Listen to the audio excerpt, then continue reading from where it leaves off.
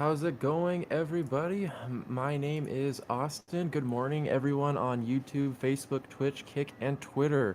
We are live there if you want to see us, and we're also some other places like Spotify and different podcasts where you might be able to hear us but not see us. So if you wanted to see us, that would be YouTube, Facebook, Twitch, Kick, and Twitter. We have a text line if you want to text us and just comment or chat or have any disagreements. It's going to be 833 262 6431. If you have any disagreements, again, that's 833 262 6431. All right, and if you subscribe and comment on one of our YouTube videos, you can enter into the Apostles Attic giveaway, the T-shirt giveaway. And yeah, that hope you comment and subscribe and enter into that giveaway. Going to move on into the gospel message really quick. Um, the gospel is essentially the good news, and the good news is that God has done something and forgiven us of our sin through His Son Jesus Christ. So God stepped into His creation as through the person Jesus Christ.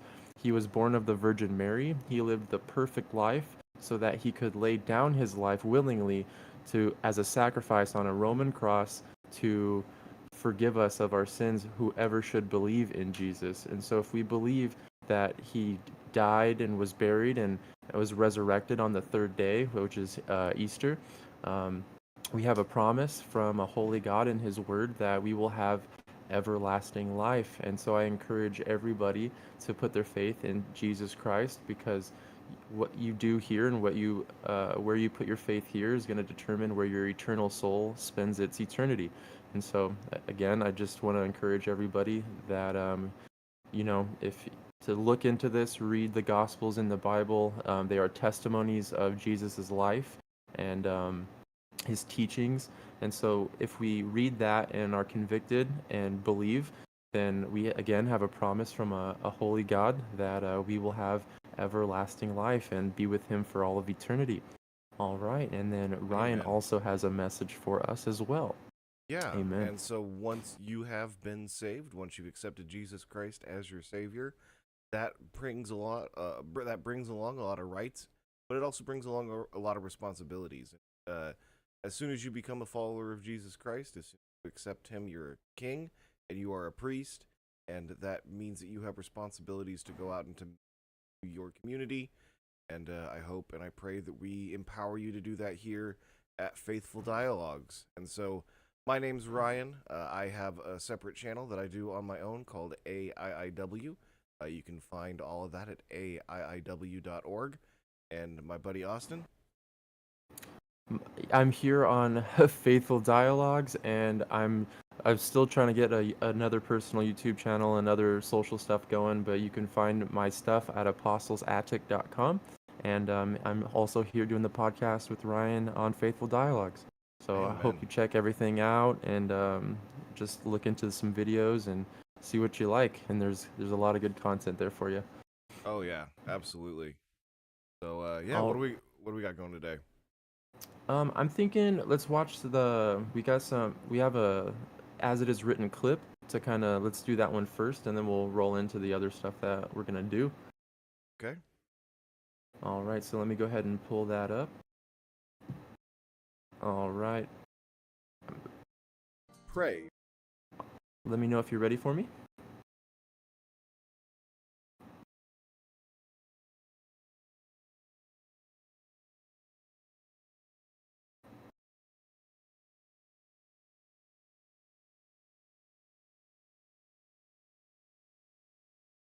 Sweet.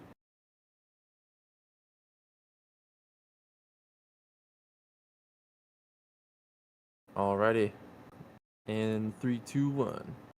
For Oliver Anthony. Inherently, all human beings idolize something. It talks in the Bible about false idols. We all have Sorry. Or I don't know why it's not. false It's not showing the video. Here, let me play. idols. Still not playing. It's playing the audio, but it's not showing video. Oh no! I wonder if it's being stream blocked. I don't know. I don't think so. Can you just kind of restart the watch together? Yeah. All right. Go ahead and leave the activity, and then I'll. Okay.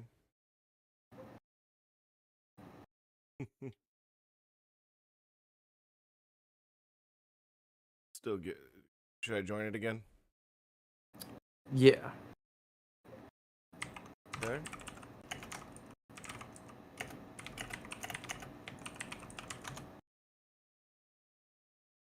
Yep. So yeah, we're about to play a video that I made. It has to do with Oliver Anthony. So he's been in the news recently. If you haven't heard him, he's got a song out called uh, "Rich Men North of Richmond" that debuted at Billboard #1, which is an incredible feat. I actually don't think anyone without a record label has ever done that before. So he's a bit of a music phenomena at the moment, and so he's getting interviewed by everybody. And I made this video based off of an interview he did with Joe Rogan. You can go check out that full episode. And yeah, it's a really interesting video. He's got an interesting message. There we go. Yeah. So it looks like we got the video going. Let me see if I can't make that bigger part of the screen. If not, we'll just go with it as it is. Try expanding it. Hopefully it's fine. In the middle. Oh, in the middle. Okay. There we go. All right. Let's go. Let's see. Yeah, good job, Austin. Thank you. No worries. All right. 3, 2, 1. Pray for Oliver Anthony. Inherently, all human beings idolize something. It talks in the Bible about false idols. We all have false idols, like whether it's our phone or it's a celebrity or it's something we do or it's our addiction to food or drugs or whatever. But like there's always something above us, right? Because we're always in pursuit of something bigger than whatever it is in that moment. We all sin and we all do stupid things. Like we're all just people. Nobody's special or righteous. People sometimes act like they're special and righteous, but we're all just the same thing. But it's just about trying to make God and the concept of what it is that he wants done on this earth my idol versus anything else. We all serve some master whether we realize it or not, so why not let it be the master that is above all? I am Yahweh, that is my name, and my glory I will not give to another, nor my praise to carved images. Isaiah 42:8. Praise God for brave people like Oliver Anthony stepping up and sharing their faith with people like Joe Rogan on such a public platform. And that's why we need to. Oh, the end of it cut out there. Yeah, that was by design. So just a little inside baseball for everybody watching. If you want to start your own YouTube channels and stuff, one of the tricks you learn doing the shorts is it'll immediately replay your video once it's done. So it cut off there and it said, can I go to the end here? Yeah, so cuts off. Some It won't let me. Oh well. Here, let me. Yeah, just do the last like few seconds of it. All right.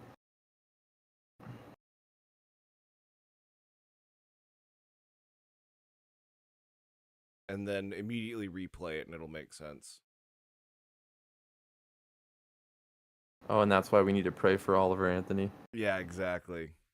Ah, And so, okay. so what that does is it keeps people engaged possibly a little bit longer for another loop. And so it gets your watch time up a little bit. It's, Okay. You know, it's not the best trick, I guess, in the book, but like I said, it helps with your watch time and Okay. and number of views. So, I remember. Sorry, go ahead. No, it's okay. You're good.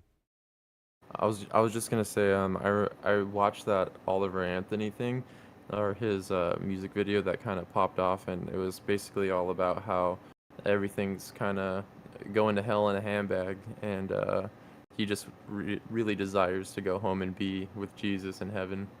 That's I definitely share the sentiment. Yeah. Well, and so, you know, I like him as a figure because he's not coming in and trying to be he's not some Republican Donald Trump supporter. He's also not some crazy Democrat Biden supporter. He's really just like the whole system's messed up. We need to really figure out how to fix it, you know? Yeah. And it's both. Yeah. It's everybody's fault, right? It's not any one person or one party's fault. It's everybody's fault. I think is his perspective. And it was awesome. He went on Joe Rogan, which is where I got that clip from. And he was sharing Bible verses. I don't know if he's specific. I can't remember I if think he he read specifically. Proverbs. Yeah, but I can't remember if he specifically shared the gospel, but he was definitely on Joe Rogan promoting a kind of Christian perspective and getting him to talk about and think about those kinds of topics, which is incredibly important. Recently Joe Rogan's had some a lot more Christians on than he has in the past. Uh, you know, Yeah, I think Jordan Peterson has kind of sparked that for him. yeah, maybe it did start with him. I don't know where it started, but yeah, he's got a lot more. He's had a lot more on. Like a week or two ago, he had Stephen. I think his name's Stephen Meyer. He's a scientist that also believes in intelligent design rather than like Yeah, I saw a evolution. little bit of that. So Yeah. so like that's a little bit more intellectual side. Taking intelligent design and people who believe in God more seriously than he ever has on his show before. So like I was saying, we need to pray for Oliver Anthony. We also need to be praying for Joe Rogan, and it would just be incredible if we God was able to save him and then use him to spread the gospel. That would just be such an incredible win for for Christ, right? But Yeah, it's been really interesting because like people have been playing his kind of journey, as far as if you want to put it that way. Like there's people that would put this like compilation up. I think What Do You Meme has even done it, where it shows Joe Rogan's really old clips talking about Christianity, where he's like really against it and like saying some kind of rude comments and stuff about people who believe, and then you like kind of as it goes forward, he starts to like give more heed to it, and now he's like, it's really important that people are connecting to something that they believe in, and so it's just really interesting to see him coming around, and yeah, it's really cool, like you said. If Joe Rogan actually ends up converting and stuff, his platform is so large that he would actually be able to spread the gospel like extremely well, just because of how many people listen to it. yep. Well, and we're just not we're, but it's an amazing thing, just the fact that he's having so many more outspoken, normal, like standard belief Christians on his podcast. You know, because like he's had a Yeah. bunch of milk toast and like weak Christians in the past that would kind of be like, yeah, I'm a Christian, but I'm not going to share the gospel with you right now because I'm in front of 10 million people and I'm scared. Whereas today he's got actual Christians that are willing to, bring a Bible and open it up on, on the video and start reading out of it. Like that's Yeah. not something that was being done even back in 2022 as much from what I can remember. Yeah, we need to be bold in our faith, and we need to be able to what is it? Be prepared to give an answer for the faith that is in you. I can't. What is that verse? Is something like that? It's something to Um, that. It's definitely that sentiment. I don't know if it's those exact words, but that's the sentiment that's that verse was trying to get across. Always be prepared to yeah. have an answer for the hope that we Hope. have. Yeah, Yeah. the hope that is found in you, or Hmm. the hope that you have. Yeah.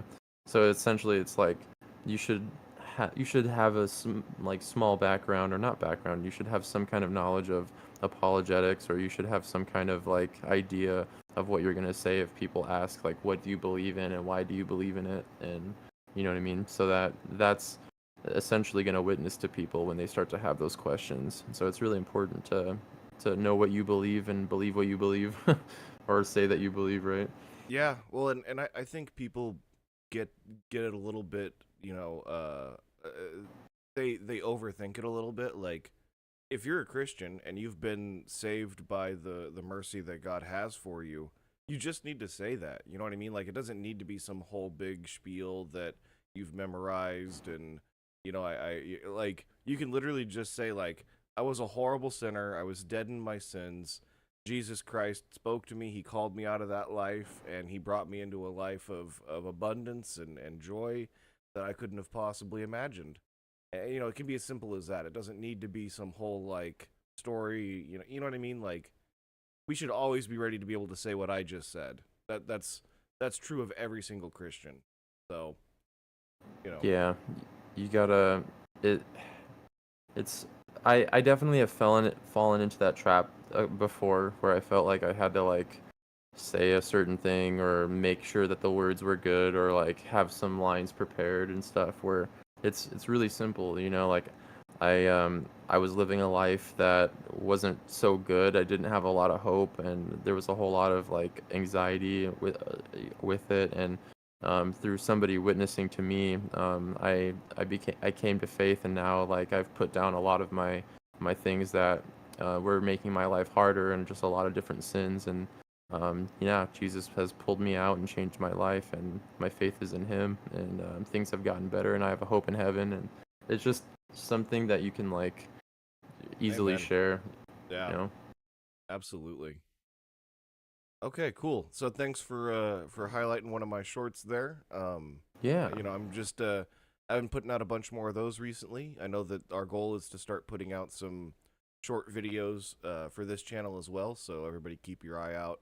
Mostly on YouTube, but we'll also be releasing them on TikTok and Facebook and everywhere else. So yeah. I recently moved into a new place, so I'm trying to get my setup going again and like get back on the grind of making shorts, because it was fun, and I actually kind of figured out how to do it and stuff, and then a bunch of just life changes and stuff. But shorts are definitely where it's at, and keeps people engaged, and you can get a good message across in a short amount of time. So it's very yeah, good.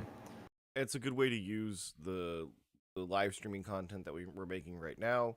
We can then use that to make some shorts and get a little bit more engagement there. And it's just all trying to grow here on YouTube. And if people are interested, we can kind of share the stuff that we're doing, and I can talk about some of the things that I'm doing on my own personal channel. Because one of my biggest passions is empowering Christians to get online and to share their faith and to share the gospel in their own ministries. So, it used to be back in 1800 that you'd go and stand on a soapbox in the middle of the big park in the middle of town. And you would get up and you'd hopefully be sharing the gospel and ministering to people and doing that kind of stuff. But today, we don't really go out in the real world and talk to people about God, but every Christian can go online and do what we're doing, or not even full on 2 hour streams. You can do little 2 minute videos. You just hold your phone up and say Jesus loves you, and then send that out to your 200 Facebook friends, right? Like, it doesn't have to be exactly what we're doing, but my passion, my goal is to get more Christians online and taking over that space for Christ. Yeah. What's unfortunate is like there was like recently um like a teenager that was like arrested for trying to preach the gospel and talk about different things during a alphabet event. And did you hear about that or see anything about that? I vaguely remember something like that, but I don't have the specifics off the top of my head, unfortunately. Yeah, basically they're like, it's happened to Jeff Durbin too, where Hmm. people will just come out and try to shut him down. And like, I remember one particular episode that he had when he was doing this. He had like the law printed out, and they were trying to like shut him down and take his stuff. And he like the officer was like refusing to read the law that he had printed out. It was just interesting and funny, but It's just there's so much wickedness in our law enforcement and in our government. So I think just recently what happened is there's a bunch of pro-life activists who were praying outside of an abortion facility, and they got sentenced basically with I believe it's something to the effect of obstructing like protesting in an abortion zone, and they're gonna be in jail I think for like 11 years. It's insane. So like, what? yeah, it For literally just praying? basically just for I'm not sure if they were just praying. They might have been more active in their efforts to stop abortions, but yeah, basically they were using their First Amendment rights outside of an abortion facility. But the way that federal law is written, they were able to try them on some statute in that exists purely for abortion facilities to stop your ability to speak freely in front of them. and so they got maximum sentences as much as they could possibly do. But if you are an Antifa member and you take a Molotov cocktail and throw it at a cop car or throw it at a federal building, you get a slap on the wrist, 6 months in jail, and by the time the court case is already over, you're out on time served. It's completely a two-tiered justice system in this country. If you're a conservative or if you're a Christian or if you're pro-life, you get maximum sentences. You get the book thrown at you as hard as they could possibly throw it. If you're on the left, if you're an Antifa member, if you're trying to destroy society, if you're stealing, shoplifting, all that kind of stuff, you get the absolute minimum sentences. You get let go. You get no bail. All that kind of stuff. It's just we live in such a sick and twisted society at the moment. I just think finally I'm starting to see the light, and I'm starting to see the other side of it, where people are actually starting to notice this and realize how heinous the justice system in this country has actually gotten. Yeah, it's what's interesting about humans is like the more you oppress them through various means, and you see this in Exodus with like the Pharaoh and the Hebrews and stuff, the more you oppress people, the stronger they get. And so it would have been a lot more effective just if on the other side of this coin, if people would have just slowly did this incrementally, were keeping quiet about it and just pushing things under the rug, but they're so overt in their operation of what they're trying to do to this country and to a different like state on the state level and school districts and stuff like that basically through their actions they're waking up people and they're convicting people to actually stand up for stuff that they care about and believe in, just because they're shutting us down so hard. And like I said, if they were not doing that, they would probably have better results, but because they're so heavy-handed, it's really making people stand up, and like it's actually really nice to see, honestly. Well, and I'm gonna pull up another news story here, but they're out in New Mexico. Did you hear that they paused the Second Amendment? Oh yeah, this is what happens. We were talking about that last night. I think this is what happens really when you let our government take like control over things, because they're not going to give it back, and they're still using really old COVID measures, aren't they? I don't know if it's technically a COVID measure. It is the same legal like precedent that they used for COVID. Does that make sense? So I don't think it was something specifically enacted for COVID, but it's the same health orders and public safety like legal mechanisms that they're using, if that makes sense. Let's see. Yeah, let's read that. Okay. What's the precedent over? Yeah, so here, let me read the I have the a CNN article pulled up here. The article is Gun Rights Organizations Sue New Mexico Governor Over Gun Violence Order. So it says the National Association for Gun Rights filed a lawsuit against New Mexico's Democrat. It says Democratic. Just want to make a note. I do not say Democratic. The Democrat Party is the least democratic of the political parties in this country. So I call them the Democrat. So she is a Democrat. Yeah, because that means we actually vote on something, and they don't do that. Not for their own primary elections. They have superdelegates that basically decide who's going to be the next Democrat presidential candidate. It's crazy. That's an aside. So Democrat governor and health secretary Saturday over orders declaring gun violence a public health emergency and suspending open and concealed carry laws in cities and counties based on crime statistics.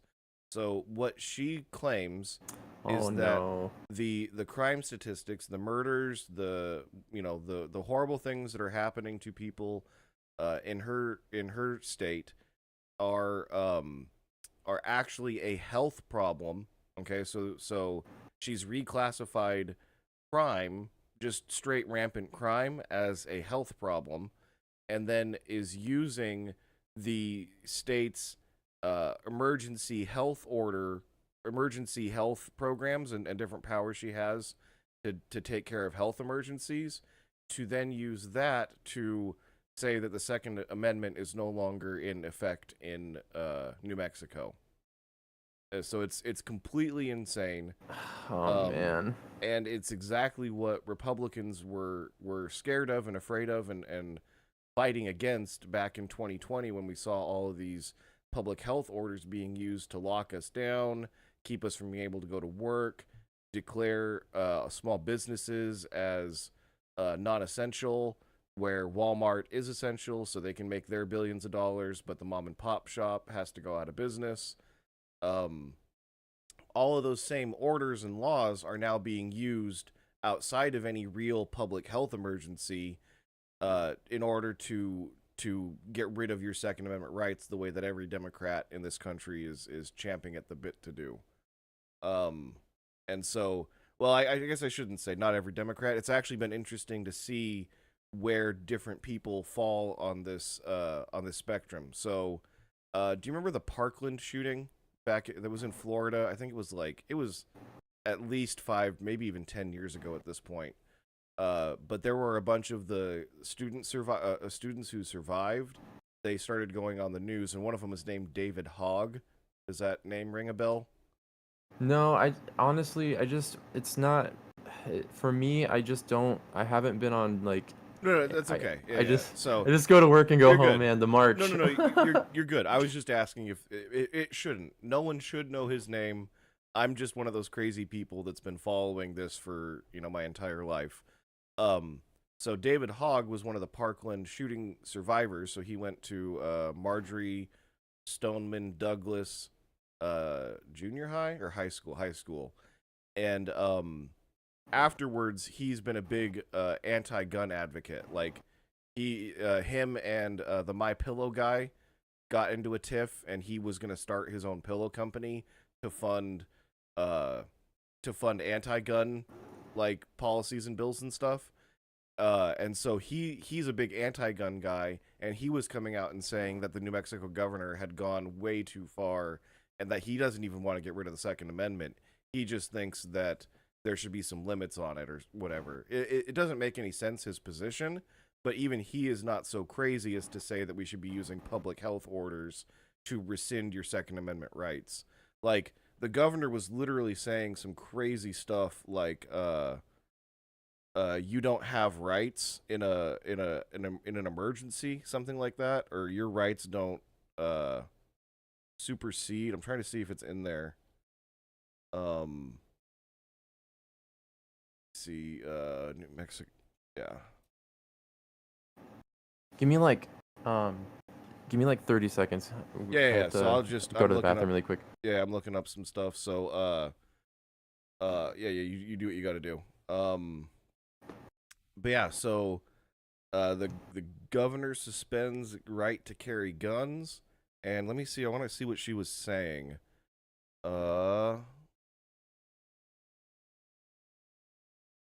So emergency orders issued by New Mexico Governor Michelle Lujan Grisham. Suspending the right to carry firearms in public in and around Albuquerque are getting pushback from gun rights groups and some law enforcement officials and elected leaders.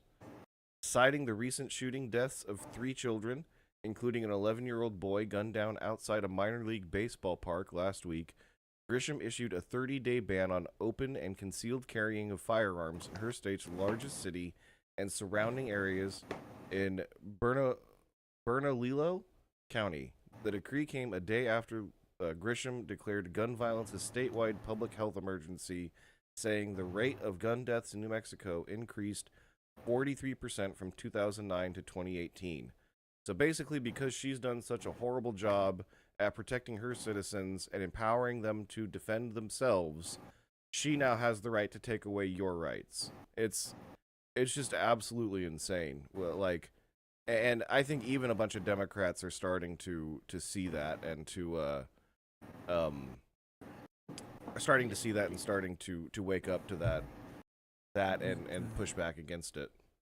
Their policies, the things that they do and don't do, are directly either encouraging crime or allowing crime. It's like, man, I get the impression that they mismanage things on purpose and then turn around and be like, "Oh, we got to take away your guns because things are getting really bad." And it's just, I don't know. Like, Well, I there's completely either agree with one of you. two things. It's either massive incompetence or intentional. That's kind of like, you know what I mean? It's not like you're trying your absolute best and this is what's happening. Because like if you're tough on crime, there's gonna be less crime. When you're lax on crime, this is what's gonna happen. So I don't understand.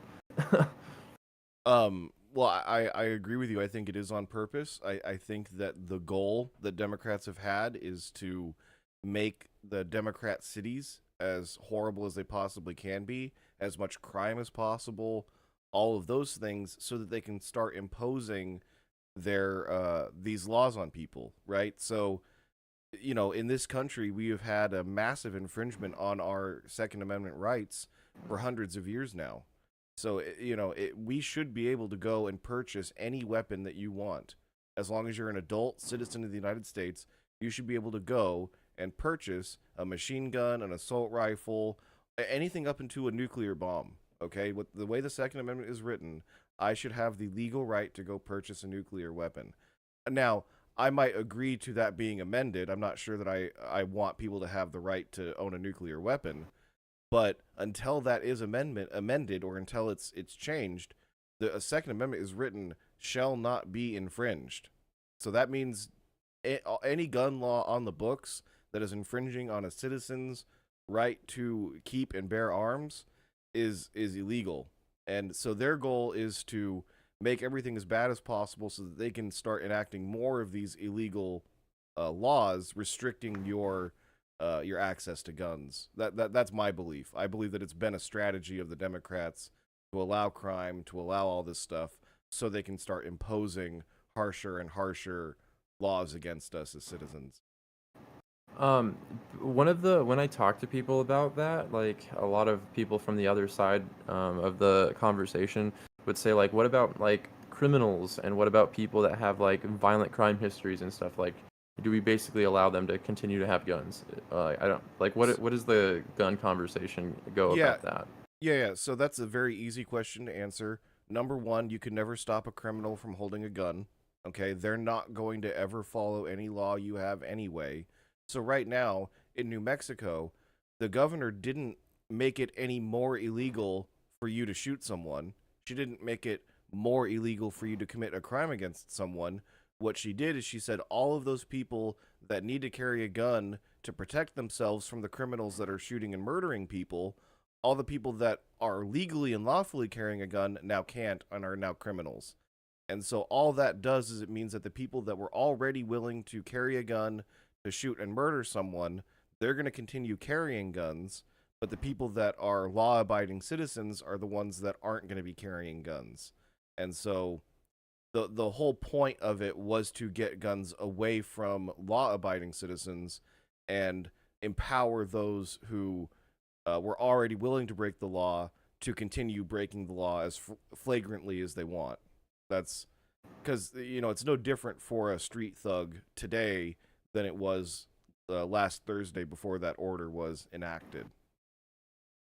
Right. And so now they're stopping people who have a gun on their hips who are like es- especially with the way the laws are written, basically if you go around and you shoot people and you become a felon, then you're going to have your guns taken away anyway. So they're not carrying them around for violence at all because then they'll lose their right to carry. But then Mm-hmm. what they're doing is they're trying to stop an active shooter or somebody who's using a gun as a weapon. It's no longer a felony at that point when you take down an active shooter or something like that. Then you're the hero of the story and not a villain or something like that. But nobody wants to like look at those like scenarios. Like Mm-hmm. I think there was like a Costco shooter and some guy that was open carrying, like a retired police officer or something, had like a weapon and took him down and stuff like that. And that's the best case scenario. Oh, But like what happens in it was Go ahead. awesome. It was awesome. A couple months back, or it was last year sometime. There was a shooter in the mall. Started open firing on a bunch of people in a crowded food court. This like 20-year-old guy His first move is to shove his girlfriend into the store that they're near to get her behind a wall. He pulls out his concealed carry from like 40 yards away. Pop, pop, pop. Three of them, 3 shots, all 3 in the target. Guys down in like 30 seconds. It was absolutely incredible. And it shows you the power of a populace that is armed to protect themselves, okay? So the reason we have such a problem with gun crime in this country is because we aren't allowed to carry our guns. If people were allowed to carry their guns on school campuses, if people were allowed to carry their guns out in normal public and in general life, anytime that someone starts doing these horrible things, they're immediately going to get put down, okay? That's just how it works, because a society where the law-abiding citizens are carrying guns is a society where the laws are enforced and are kept without even having to pay a police officer, right? If that shooter in that mall knew that he was going to immediately get shot by a bystander, he wouldn't have opened fire, because it's not worth it to them to only kill 1 or 2 people. They're trying to kill mass numbers so that they get into the news, get their name out there, have some kind of infamy. You know, everybody knows who they are. I think that's kind of the psychology of someone who's committing a mass crime like that, or a mass murder like that. And so if they know that they're just immediately going to get stopped by law-abiding citizens who are carrying guns, then they're not going to do it. You know, you don't see you don't see rampant mass murderers going into police departments, and that's because everybody in the police department's got a gun on their hip. Where they go is they go to college campuses, they go to elementary and high schools, where they know that every single person is completely unarmed by law, right? So Yeah, so it's sad they target areas that have less guns because they know they can get mostly away with it. And so instead of it's crazy. Instead of encouraging our country to be about the things that were founded with it, you know, like that every citizen would be armed and ready in case a tyrannical government came into power. Basically, oh wait, a tyrannical government is in power and they're making it to where everybody can't even defend themselves. And this is exactly the intention of the Second Amendment, was to have a way when the tyrannical government comes to be able to protect yourself, protect your family and stuff like that. And so then it's just, I don't know. It's crazy. It seems like an intentional effort to disarm citizens so that they can take over and just make this country like not the greatest anymore, you know. Well, the goal of any tyrant, the first thing that anyone in this country has to do if they want to subjugate us is they have to get us to turn over our guns. We have more guns in this country than anywhere else on the planet. So I think there's a total of basically the United States, were like 4% of the population of the world. We have 25% of the world's guns. And that's including all of the other militaries. That's including everything. Every single gun on the planet, United States citizens own 25% of them. Okay? And so if you want to come in as a tyrannical government and do horrible tyrannical things, you have to, in the back of your mind, know there might be a point where those 25% of all the guns in the world start getting pointed at you, but not just you and your family. That's the real power, okay? So obviously I don't want any harm to come to anybody. I'm not calling for any of this. This is not like, but yeah, so, you know, we have the guns, and they want to take them away from us because that's how you start subjugating a people. Is what happened to the Australians. And so today, you know, you go and look at what happened to them during COVID. They had literal concentration camps where they took their indigenous people and put them into concentration camps during COVID. Okay. What? Yeah, literal. China did the same thing with Uyghurs in COVID. Dang. Yep. Australia, a supposed democracy, a Western ally, somebody, you know, a country that formerly, before COVID, I would have felt completely safe going to. But today, what we saw through COVID is that because they don't have any guns, they were able to impose massively tyrannical health orders on the entire country. ultimately leading to literal concentration camps for the black indigenous people in Australia. Okay, it's absolutely insanity, and that's what will happen to this country if we allow them to take away our guns like they did in Australia. And I don't think that that's going to happen. I think that it's too baked into our DNA to want to arm ourselves, that I don't think that we're going to ever come to a place where we have our guns taken away, but we definitely need to fight like crazy to make sure that that doesn't happen. Did the Australians give up their guns willingly? Yep. They did I think they did a massive gun buyback where basically you willingly turned in your gun and you got some amount of money for it. And so the only people with guns now are their government. And so what are you gonna do? Or the criminals.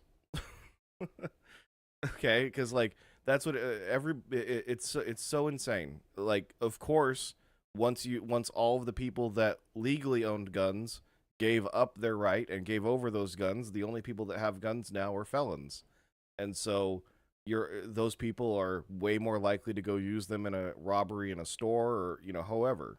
It's Cause yeah, what are you gonna do? Come at me with a baseball bat or a knife? Like, jeez, Yep. that's Yep. And the problem is that the police are at best 5, 10, 15 minutes away, right? Like, so if someone breaks into your house, is a police officer right there ready to spring up from behind your bed and put them in jail for you? No. What they do is they come after it's already after everything's already happened. They put up some yellow tape, put a chalk outline around you and your dead corpse, I guess I should say, and write a report for the insurance. That's the police's job at this point.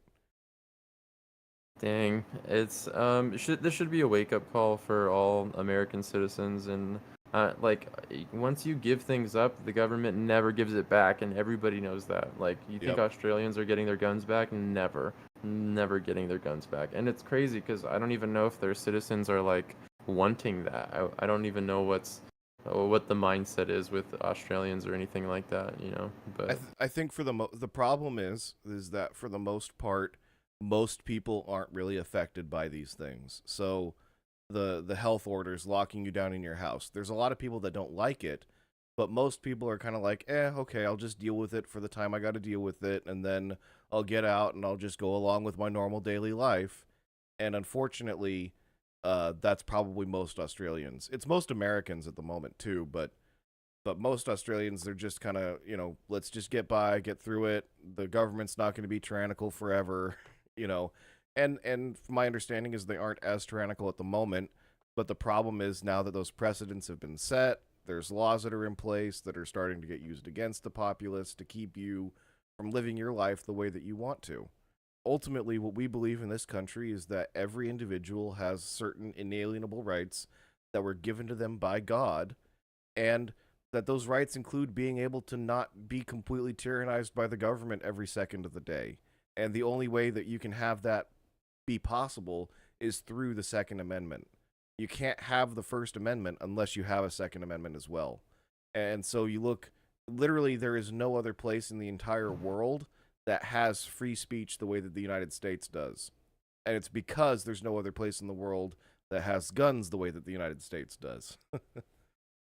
I think even like Canada, the country you'd least expect, is starting to go nuts with their free speech stuff. Like, you can't even speak freely anymore in Canada. They can use your words to imprison you now, and so it's But pretty nuts. what people don't realize is that's been more than a decade. I mean, Canada's never had a First Amendment. Not There has never been free speech anywhere else in the world. Like, Americans don't understand that there is literally not free speech anywhere. Never has been. Okay, so in Canada, it was like 5 or 10 years ago. There was a comedian that got fined $30,000 for a joke, and if he doesn't pay it, he could have gone to jail for a joke. What do you know what the joke was or anything like I, that? I don't quote me on this, but I believe he was making fun of a disabled person. Oh, But it's because comedy, man. They throw punches below the belt at everybody, and it sucks when it's about you. But I yeah, don't know. It's just and the nature of comedy. Well, the thing is, I don't care if it's comedy. He has a right to say the words that he wants about anyone else. Okay, I don't like that he said not nice things to somebody, but that doesn't mean that you have a right to fine him $30,000 or put him in jail. I mean, honestly, that's what Canada believes, is that someone's feelings and emotions and hurting them is worth putting somebody in jail and depriving them of their life, their liberty, and their property. Okay? That is the crazy, loony world that we live in, where someone else's emotions and feelings trump another person's God-given inalienable rights. And so that's Canada. And that's every other country on this entire planet operates closer to Canada than it does to the United States. And if it's crazy because if the things that they were doing to free speech and different stuff like that were used against the people that wanted that stuff, like basically the way I'd put it is um, if you're not somebody who likes free speech because it hurts your feelings, or if you're not somebody that likes the Second Amendment because you're scared of guns, if those precedents were ever used against you, you'd be up in arms, like completely fighting it and being super upset, like if the coin was reversed. And so they're so happy with having their I don't know how you'd put it, championing their cause, but if it was against them, that they would be doing the exact same thing. So it's crazy that they don't have a heart for it's like selfishness, or like being self-centered. yeah. Like you care so much about your feelings and what you feel comfortable about, that you're willing to take somebody's life from them. And like when you go to jail and prison, you don't get that time back, and it should only be reserved like for people that are like taking lives away from other people, like Or property, when you're going around and messing up other people's lives, that's when your time should be taken, but not because somebody's feelings got hurt and now you want to take their time away. Like you just don't care at all about other people at that point, because you're just like so comfortable with the idea of, no, I want to have it my way. I want my feelings to be good and all this kind of stuff. And it's just, it blows my mind that people are so heartless in that way, that they would like take away a human's, like, you only have one life, like, I mean, on Earth and stuff. So Yep. it's just crazy. It blows my mind, but I know that with the whole birth pains things, it's just gonna get worse with that stuff.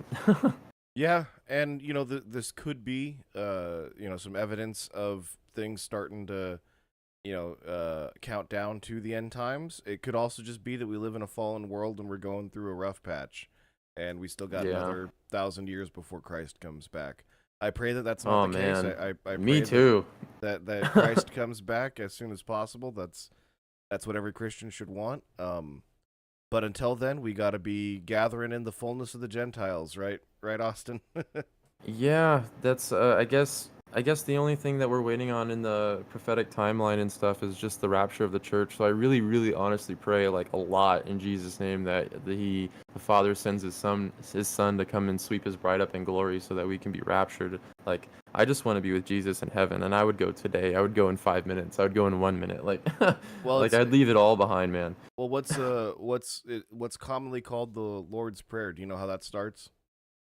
Our Father who art in heaven, Okay, hallowed be thy name. okay. What's the next line? Man, dang, you're calling me out. It's okay. Let's see. Thy kingdom come, thy will Yep. be done. Yep, that's all I wanted. So what are you saying? You're saying you want Christ's kingdom to come. You want him to come back, right? Like that's the first thing at the top of the prayer that Christ taught us to pray, right? Like when he Acknowledge said, your Father in heaven and pray for the return. Yeah. Like that's the top. Oh, it's gonna start playing the music. So I'm gonna leave. Oh, there we go. Sorry. Yeah, yeah. Okay. Whew. Have some PTSD from that the watch together activity on Discord randomly playing, just for everybody at home that's not aware. But yeah, so yeah, so it's just crazy what we got going on in this world. And it's going back to like New Mexico and the gun grabbing that they're doing. It's just it's so apparent the way that they write these laws. So it's illegal for a citizen to carry a gun, but if you are a police officer, you can, of course. Or if you are a licensed private contractor security guard. So if you've got a license to carry a gun as a private security guard, you can also carry a gun. And the reason for that exception is so that they can have all their own personal private security details. And let crime go rampant, but they're protected. Yeah, that Mhm. sounds great. All of them and their rich buddies can still be protected with their guns, and those people can have whatever guns they want. Those private security and the police officers, they all have the guns that we're not allowed to legally carry. Man, it's a double standard, like two-tier government. It's yeah. Yep. Well, it's it's a two-tier justice system at this point. They've unveiled that. They've shown us that leftist firebombing, a court building, they get a slap on the wrist. Conservatives who are, protesting abortions get decades in prison. It's so sick. You must be referring to the Summer of Love, Ryan. All right. We also have some things. Let's go ahead and read from that. We have two different stories from two different sources that have to do with schools. I'm thinking we read the EdSource one first, or the Orange Yes. Unified. Sorry, I didn't have that in the right spot. Real quick, so let me move. And that while over. you're Yeah, at it, yeah. that your display capture, blow it up a little bit because the text is really small. Like make it your entire screen with us on the right. Oh, okay.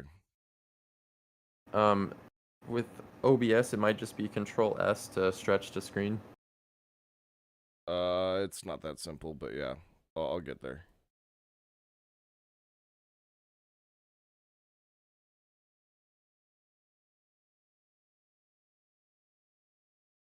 Oh, yes. It's just a serious time that we're living in, and everybody should be concerned about their freedoms and their rights, because it's all fun and games and memes and something to joke about with your friends until whatever you care about is taken away from you, and then you're like, oh, we gotta stop this. And so, like, if the shoe was ever on the other foot, you would hope that people would people would stand with you and help fight against the stuff that you don't want to see being taken from you. And so it's just weird that we just, I don't know. Yeah. All right, so I'm trying to make it as big as I can, Austin, but if I do full screen, then it goes over into our video. So, does that work for you? I see her. Yeah, that's fine. I'm just wondering what it's going to look like with the post-processing, if it's even going to be able to be read. Oh, it looks great for on their end. Okay. Other, like the way I had it looks great. The issue, you just need to read it, right? That's why you wanted it bigger? Yeah, pretty much. Okay, that's what I. All right, so let's do that second. Let's read the Orange Unified becomes 6th California District. Okay. Let's do that one. This is nuts. This is absolutely crazy what people are trying to doing, or you know what I mean. And it's along with the gun stuff. To me, it's so like, I feel like the people that are even passing this stuff think it's crazy, but they're doing it anyway. Like I don't know. Yep. You want me to read this for us here? Yeah, go for it. All right. In a unanimous 4-0 vote, the Orange Unified School District here in sunny Southern California passed a policy Thursday evening that would require school officials to notify parents and guardians if their child asks to use a name or pronoun different than what was assigned at birth, or if they engage in activities and use spaces designed for the opposite sex. The policy, which has now percolated through a half-dozen California districts, has its origins in Assembly Bill 1314, proposed by Assemblymember Bill Esalee, Republican Riverside, which was denied a hearing at the state level in April. Rockland Unified School District passed such a measure Wednesday. Previously, Temecula Valley Unified, Anderson Union High School District, Murrieta Valley Unified, and Chino Valley Unified passed almost identical policies. The policies passed by oh yeah. I was just gonna say, so are they trying to have a measure passed to where if your kid starts are they trying to have the school notify the parents when their child is engaging in different activities or So pronoun stuff? Are they trying to inform the parents and that's what's getting denied? yes, so the state is passing a bunch of laws and different things to empower teachers to transition your children without your knowledge. And the reason, as a parent, so as a parent, the state is working to make sure that you are not aware of your children transitioning. And the reason for that is because if you're aware of it as a parent, then you can start working to stop it. You can take the child out of the school, get them out of that horrible environment, all of those sorts of things. And so these districts Oh, are passing okay. measures that say that a school or a teacher is required to inform the parents at the first time that student starts using different pronouns and different and is going by a different gender. And so Okay. it, Yeah, that would obviously be a good thing. I don't know why they would. They're trying to sweep things under the rug. well the Democrats in the state don't want these things to pass because they want to be able to do whatever they want to your children without you being aware or having any idea. That's their goal, is to just have complete control of your children and to keep you from having any say over what your children learn or how they're educated. It's a completely perverted and absurd system. If you are a parent, it is incumbent upon you to get your child out of public school, okay? Regardless of what you think you know about your teacher that is teaching your children, regardless of what you think you know about the school that your children are attending, I don't care if it's Kentucky, I don't care if it's Alabama, I don't care if it's California, every single one of those schools today is transing your children.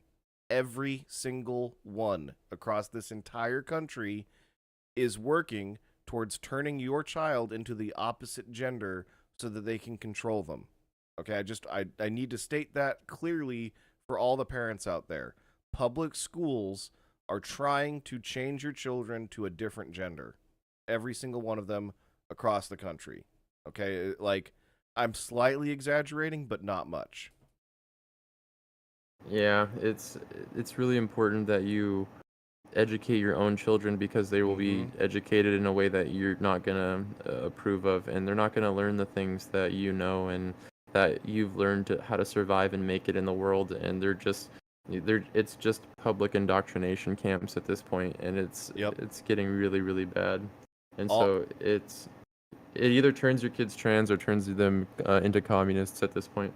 Mm-hmm. Well, and what we've been lied to as a product of public schools is that there is such a thing as a neutral education. There is no such thing as a neutral education. All education is some kind of indoctrination. Either you're indoctrinating them into what your society believes to be the good, or you're indoctrinating them into something else. And so, as a Christian, it's my job to indoctrinate my children into the knowledge of who their God is and who their Savior is. That's my job as a parent, as a Christian. It's not anyone else's job to counteract that indoctrination. And right now, the school's job is to do exactly that, and it's completely absurd.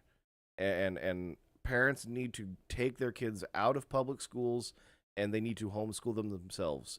I know that's tough, and that's a huge change for a lot of people's lives, and a huge disruption and a lot of effort.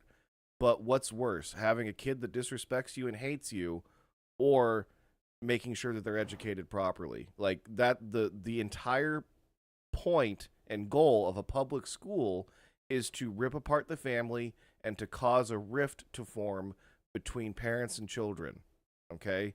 There's a reason why they send your kids home, why they take your kids for 8 hours, then they send them home with another 2 hours worth of work to do, and they make sure it's work that's going to be hard and difficult for the parent to be able to figure out, so they look like a complete idiot. How many kitchen tables did third graders sit down at the kitchen table and ask their dad for help with their math homework, and the dad has to sit there and relearn third grade math because now they're doing it Common Core style, and so he has no idea how to teach this kid how to do math. So now he looks like a complete idiot to his third grade child who knows how to roughly do it and is now having to teach the dad third grade math. That is the entire point of that whole system. Whereas what it used to be up until 1900 is that child would be taught by mom up until a certain age, and then that child would go with dad into work at like 10 and start learning how to be an actual productive member of society at age 10.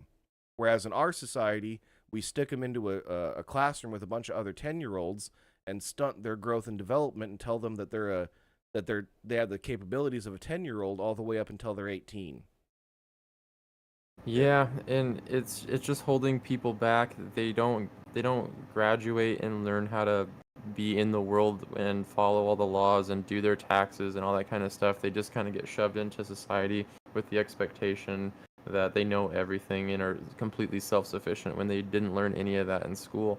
There's nothing teaching them to be better human beings, or like how to like look after yourself and how to make a living, and like just in general. There's just a whole lack of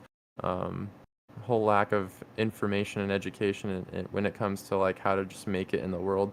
And just how insane is it that the government schools, okay, the government schools that we send our children to be taught by the government doesn't teach our children how to do their government taxes. Yeah. Okay? Like, just think about what the reasons for that might be. Okay? Because the number one thing that the government's concerned about once you're an adult is making sure you pay your taxes. So you'd think, maybe if we teach you how to pay your taxes in high school, that you'll be able to pay them as an adult and we won't have to worry so much about you. No, the reason they don't teach you about taxes in high school is you'd realize how horrible the government is, how they waste your taxes, how they take half of your income as a high schooler, and you wouldn't be as compliant of a worker and government slave once you're an adult. And so, there's a reason why specifically no public school across the entire country teaches you how to do your taxes. How is that possible? Like, that's just so insane. It's crazy.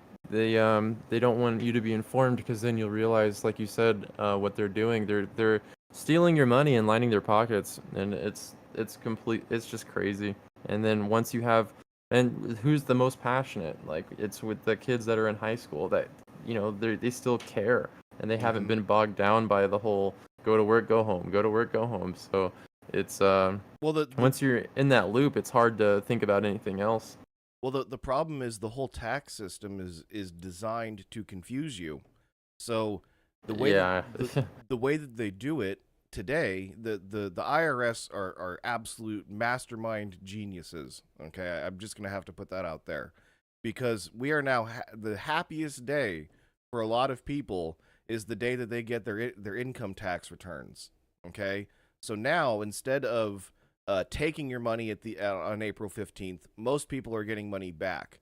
And the way that they finagled that was to take the money out of your paycheck to start with and through your employer. So your employer gives you the opportunity, hey, how much would you like to have of your personal paycheck withheld and given to the government by me, your employer? Oh, you want 25% of your paycheck withheld. Okay, great.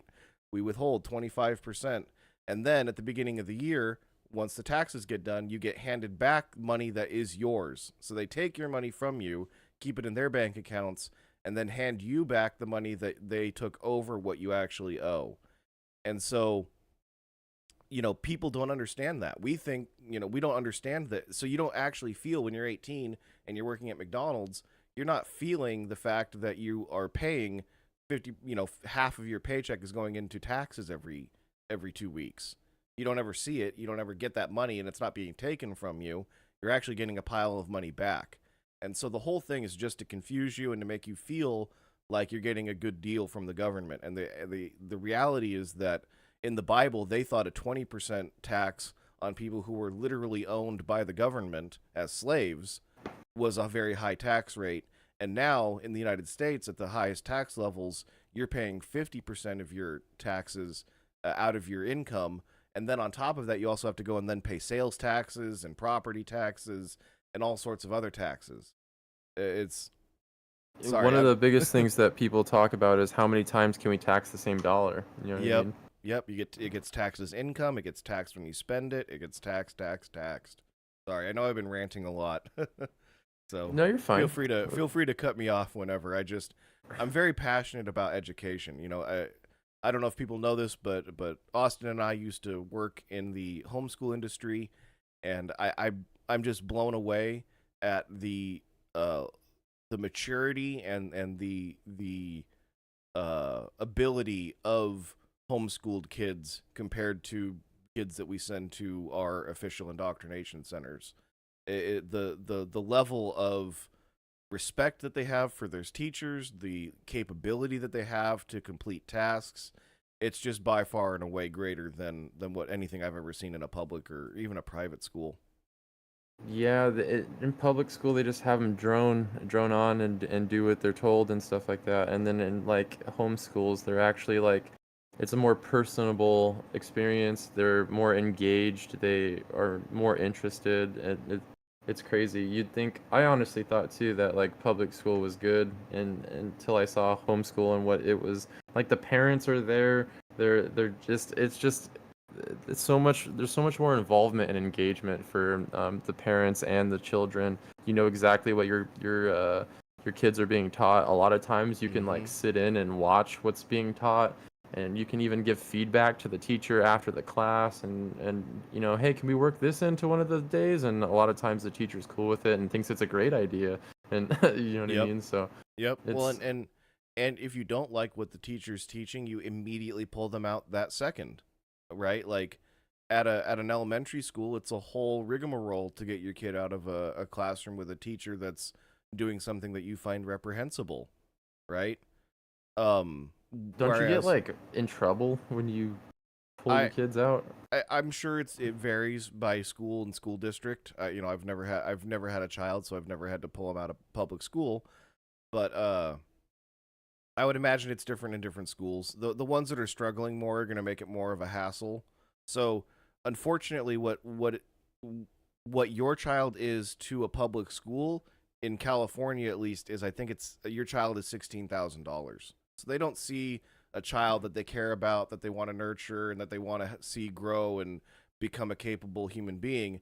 They see a pile of cash totaling $16,000 a year.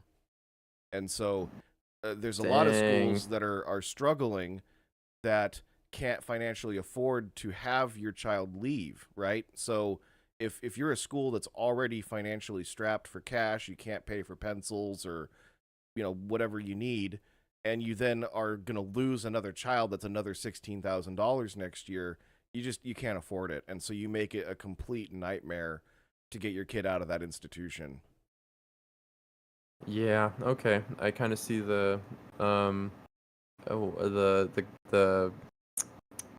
angle there. You know what I mean? And you know, California, we've got one of the most egregious amount of some of the largest amounts of money that we pay per student per year.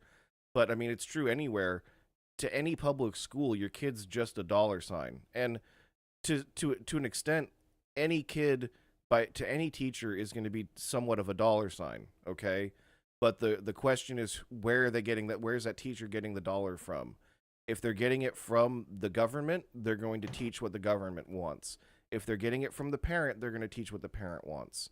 And so that's what people and that's what parents need to understand, is that we have this whole mythos about public school teachers being just the like they're talked about like they're saints. They're talked about like they're doing a public service, like they're in the military and they're sacrificing, you know, their lives for your children.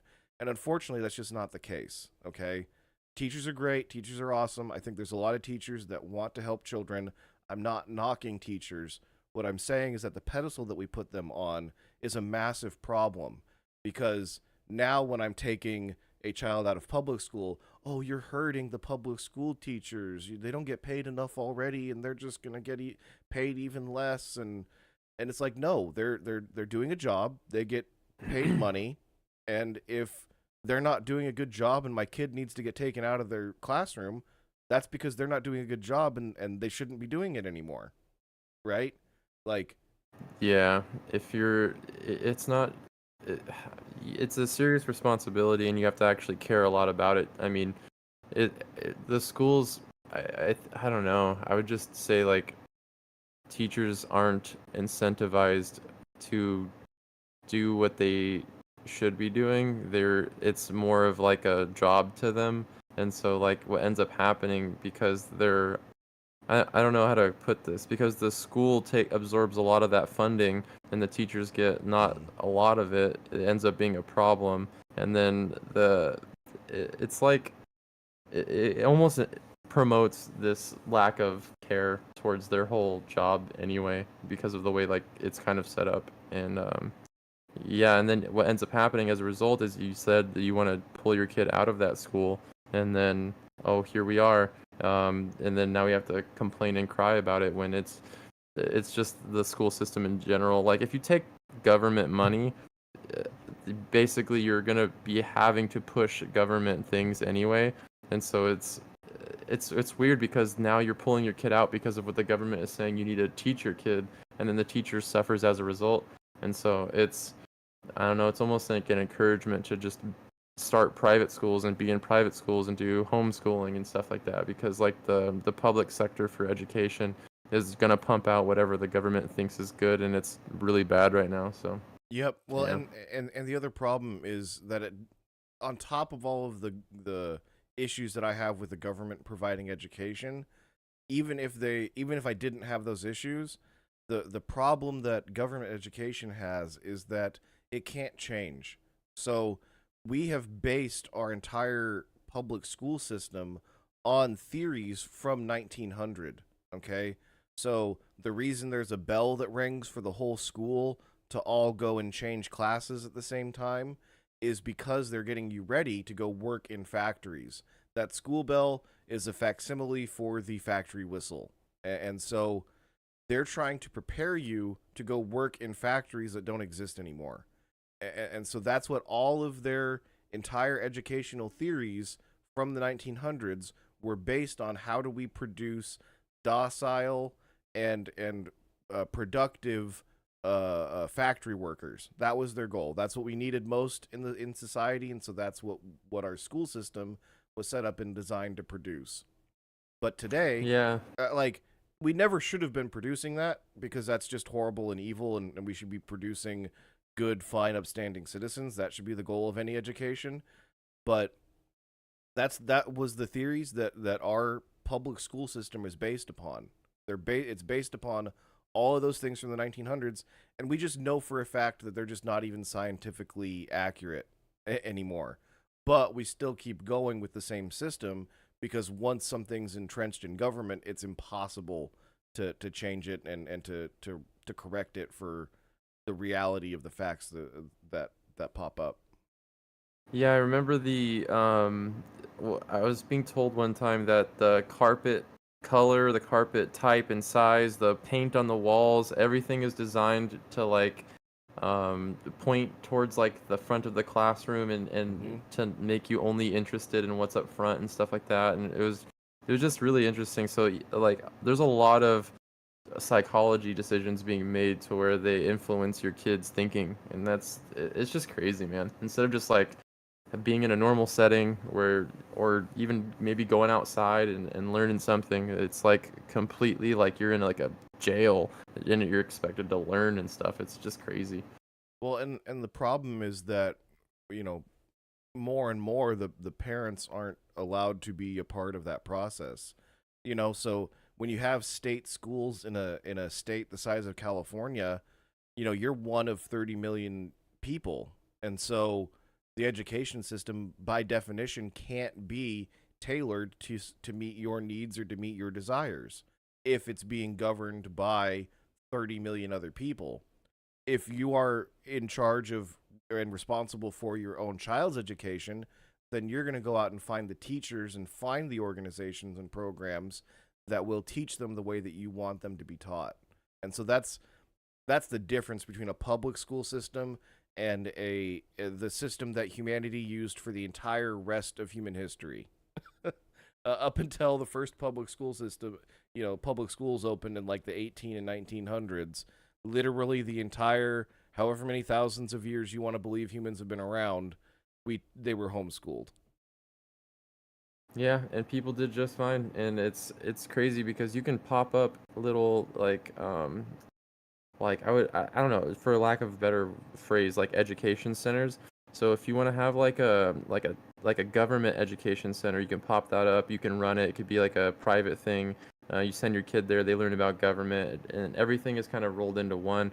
And then you can also have like just hands-on skills. Like if you wanted to learn about machines, or if you want to learn about cars or mechanics or electricity, that could be like some stuff that you pop up and learn, and that would be really good for you to like learn all that stuff. Like how to work on your house and how to just build stuff, and different like trades and different like skills. But it's all like, it feels like all of my high school and all of my education, it almost feels like it's for nothing. I mean, I do have somewhat of a vocabulary. I do know how to do math. You know what I mean? Like my English language is pretty good, but that's all like, what was that, STEM? I don't know, but all that core stuff. But basically, like, it feels like education should be like two-tiered, where it's like you learn, what is it, reading, writing, and arithmetic, and then you can learn other things like trades and stuff like that. Because when you enter the real world at 18, you're expected to be able to have some skills and be able to do some stuff. And like once you, if you, it's crazy because I have a lot of friends that went this route. If after 18 you go straight into college, you're just prolonging your ability to like learn real world skills, because you end up taking that much longer to get into the workforce, and then you don't understand what's necessary. And then I realized really quickly when I started hanging out with you guys, like just the whole your like friend group that I'm a part of now, is just, you kind of almost have to have an entrepreneurial mindset. Like, I either need to provide a product or a service, or I'm gonna starve, or I'm gonna have to work for somebody else that's gonna provide a product or a service. That way I can make some money. Do you know what I mean? So you can actually be really successful if you're thinking about, how can I do this, how can I do that, instead of just like, who should I work for, who should I work for. Do you know what I mean? And we don't encourage our kids to think that way.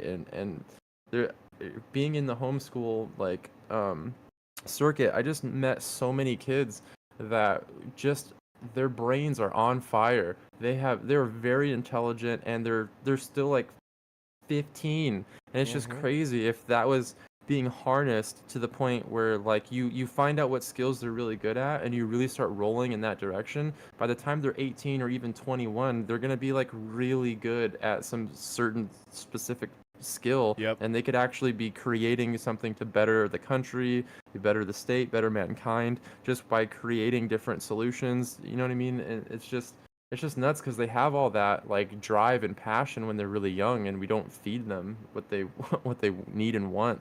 And another thing that we deprive them of is the ability to learn from older kids, right? Like, you look at the K through 12 system, every single grade is separated by age. So every single kid is within a year of every single other kid. So they're all at the same level of maturity, and you're never learning how to interact with other people of greater maturity than you. And so you're not learning it's actually horrible socialization. So you look at that, like the normal world, normal society. Once you're an adult, you're with people of all sorts of different ages. Your boss is going to be 20 years older than you. You're going to have an intern that's 10 years younger than you. And like, there's just so much variety in the real world, but artificially in public education, we limit you to only socializing with people within 12 months of you. And it's completely absurd. Okay. It used to be you would get raised by the local group of kids. At a certain point, you'd go out of the house and start throwing rocks around and playing games with the local kids, and there'd be a kid who's 5, there'd be a kid who's 8, there'd be a kid who's 15. The kid who's 15 is teaching the 8-year-old and the 5-year-old what it means to be a mature 15-year-old, right? So they're getting that generational knowledge passed down of what it means to be an actual mature child before they're that age. Or they get to see that that guy's not doing the right stuff and he's always getting in trouble, and they can choose not to follow him, right? Like the way that we socialize children in elementary school and public schools is actually just completely wrong. It's just completely wrong. Kids aren't learning how to interact with adults. They're not learning how business works. They're not learning any of those important life skills. It's hard to bounce off information from somebody that's exactly the same age. It's like they have the same experiences, the same knowledge set, and it's the same. You're not, so it makes it to where you're only really learning anything from your teacher, and then what's coming down from your teacher is all the government stuff. Well, and that's such a great point, right? And there's only one teacher, and there's 30. Sometimes in public schools, there's 40 other kids in your class, right? And so if those 40 other kids, some of them were 2 years ahead of you, that other kid will be able to teach you how to do stuff and educate you, on a one-on-one basis. And so we are artificially just hamstringing the education of our children for no reason. There is no reason we need to have our public schools chopped up into 12-year-long segments or 13-year-long segments. There's no reason for it. That's just an artificial theory that some crazy guy in 1800 had, who was basing it off of the fact that I watched the kids out in the school, and when it was 3-year-olds and 3-year-olds together, they played better, and that just looks right to me. That's literally the logic the guy used in 1800 to split everybody up into year grades, right? Like, obviously it's not literally, but can you imagine the faulty logic and reasoning that they were using, the faulty scientific knowledge that they had in 1800, and what we know now, and just based on normal logic and reason, I can come to the fact that you're not learning as much in a single, year grade as you would if you had everybody mixed up together. Yeah, even if they were just to include 2 grades together, like first and second together, third and fourth together, it'd be actually a lot better, even as a start, because then the younger kids would have mentors and they'd be learning more advanced stuff, and then the older kids could be refreshing on the stuff that they learned, and it's just, even if they were to just include more of that, But we should get back to. Sorry, go we ahead. should get back. You're right. We should get back to it. I know that I get off on some tangents on things here. Did we want to go over the PJI stuff? Did we do that? Oh, let's finish here with the Orange Unified thing. I think we're pretty much done. Basically, the Orange Unified is trying to protect children and protect parents' rights, and the state wants to come in and sue them and make sure that doesn't happen. So. Was there anything else that you wanted to read on that, or? No, that's basically it. I was just making sure that we covered that, and cool. Then let's move on to the PJI, and this one is, I'm sure a lot of people have seen. If you've seen any of the parental board meetings and stuff that was going on, what ends up happening in these board meetings is people will go and take a book from the library that is available for your children and start to read it in a parental meeting, and what they end up doing is silencing these parents and telling them to stop when this information is readily available to very young kids. And so it's sexually explicit content and talking about sexual activities in the library for like a kid younger than 10 to read, and it's just crazy. I don't even think it should be in high schools, to be honest. But it shouldn't be. These books, I mean, number one, they just shouldn't exist. But I'm not saying that they should be burned, but they just shouldn't exist. We should live in a society where people aren't writing this horrible filth garbage. But since we do, there should be laws about showing these sorts of things to minors. I mean, it's completely insane. So Do you want to read this one, or do you want me to read this one? I'll give it a shot. All right, let me see if my stuff is on the right side school board. All right, give me 1 second here. I accidentally just turned something on. All right. Okay, here we go. This looks like McKinney, Texas. The rights of a school board trustee to speak on behalf of concerned parents was front and center at a special meeting of the McKinney Independent School District's Board of Trustees held on Monday, August 1st. The meeting's original intent was to force parental rights champion Chad Green off the board or to censor him. However, Pacific Justice Institute Texas staff attorney Emily Cook successfully defended his right to speak against the sexualization of minors.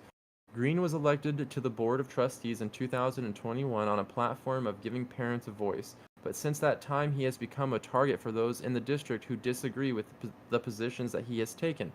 Last June, school board trustees considered a grievance filed against him by the parent of a transgender student who accused him of gender-based harassment. And Monday's special meeting followed his testimony before a legislative committee regarding the bill meant to keep sexually explicit books out of children's schools' libraries. Cook represented him on both occasions. Green was previously censored by the board in May of 2022 on allegations of violating the board's policies and operating protocols. I wonder what those were. His supporters called the 2022 censor resolution a witch hunt. Though the McKinney parent who filed the complaint against Green had wanted Monday's hearing held behind closed doors, Green requested that the meeting be open to the public. At the session, the complaint accused Green of blatant misrepresentations and substantiated rumors in his testimony supporting House Bill 900. But PJI attorney Emily Cook noted that none of the items in the parent's complaint violated any law or school board's policy. She also pointed out that in his testimony, Green had specifically noted that he was testifying as a private citizen relaying information about drag queen story hours and the district's focus on students' sexuality conveyed to him by other parents in the school district. Cook also asserted that though board members and parents may not agree with Green's positions, the board's policy prohibits retaliation against trustees for speaking on matters of public concern, and that forcing him off the board or censoring him could result in legal action. There is no permissible basis for censure, she said. She made similar arguments in his defense during the June meeting when she noted that the statements that he had evoked the grievance did not violate any policy or constitute harassment. Okay. Did you want to continue? Yeah, let's just briefly finish sorry. the rest of it. Speaking of the action against him, Green said these grievances are designed to punish me for testifying on HB 900 and informing parents of the policies that are created without a formal public vote. He went on to say, "This is my greatest desire that the district and the board protect these minors from obscene materials. Many parents have tried to bring this forward on the agenda for an honest dialogue, but the board refuses to place it on the agenda. All that is left to me and the parents is the public forum at large." So yeah, basically, they're trying to speak up against all of this sexualized stuff that's going on with kids, and the parents are trying to literally close the doors. Like the transgender parents or parents of a transgender student are trying to make it to where people can't see and people can't talk about it, and when they want to talk about it, it won't be put on the agenda. So it's really it's just blowing my mind, the stuff that's coming down the pike with this stuff. Yeah, I can't believe it. So just to be a little clear on it, the parents aren't doing anything to the board member. What's happening is the rest of the board wants to censure him. So not censor. It's very confusing. So let me everybody gets confused by censure and censor. So censor is censor. That means that I'm going to bleep out something that you say, or I'm going to keep you from being able to say something. When you censure someone, that is it's a reprimand. So it's a punishment inside of a body. So what they're voting on here is the rest of the school board is trying to vote on either removing Chad Green from the board, or to slap him on the wrist and say, "You're a bad boy, Mr. Brad or Mr. Chad Green. You're a very bad boy. You said some very bad things that we don't like, so we're going to censure you." And so those are the two punishments that he could face, are either getting kicked off the board, which would be a horrible travesty of justice, or he gets censured by the body, and there is now a permanent a permanent record of his being a bad boy. That's all a censure is. It's really not a big deal. I think earlier in the what were they saying? They were accusing him of gender-based harassment, and I bet that was just purely like, hey, the drag queen story hours are getting a little bit out of hand, and then that's gender-based harassment or something like that. I bet it wasn't like, I don't know. I can't imagine that it's actually some gender-based harassment, but that's something that they're throwing at it. Oh yeah, I completely agree with you. I don't know what this person has or hasn't said, so I'm not going to full-throatedly back him, but I would imagine, based on just the story, I think you're completely right that he didn't really actually harass anybody based on their gender. I'm guessing that they're saying the fact that he doesn't recognize someone's gender or doesn't use preferred pronouns or something is now an attack on that person. That's my guess, is the claim that he's probably the type of person that doesn't use pronouns and and ignores it, and that's what they're trying to use as a actionable offense to kick him off the board, which is just completely absurd. Yeah, it's like it's just crazy. If again, like what I was saying earlier, is if the shoe was on the other foot, and it's like, oh, you don't, let's just take something that we care about. Oh, you don't believe that there should be like parents in the schools with guns on their hips? You should be taken off the board. Like, oh, you don't think that God should be in schools? You should be taken off the board. Like, it's crazy because people don't believe in the same things that they believe in, they're basically just calling it harassment, and they're just getting like all offended about everything. And it's like, they're like basically forcing you to agree and comply at this point. And if you don't, then they're like trying to take away your job and take away like the things that you use to support your family. It's just nuts. And as Christians and as people who are more on the right, I think that we need to remember that we don't have a completely squeaky clean record either. There's been times in the past where Republicans and conservatives have tried to shut down, people from speaking that had every right to speak.